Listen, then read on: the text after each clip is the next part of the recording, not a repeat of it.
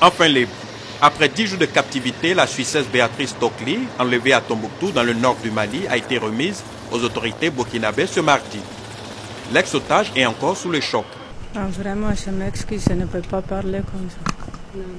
Je crois qu'il faut lui donner le temps de la récupération, le temps que l'émotion extrême qu'elle doit ressentir vraisemblablement à ce moment même puisse un petit peu être digérée et qu'elle puisse peut-être par la suite adresser des mots.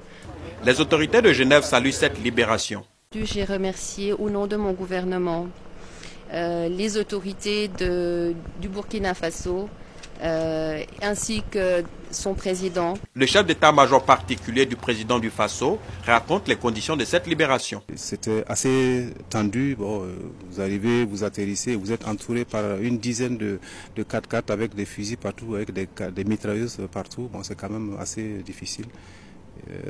Et en plus, nous avons survolé des zones qui sont sous contrôle de plusieurs groupes. Donc nous n'étions pas sûrs de ceux qui étaient en bas. Donc nous avons dû faire des détours pour arriver au point afin de ne pas être pris à partie par un quelconque groupe qui n'est pas au courant de cette opération.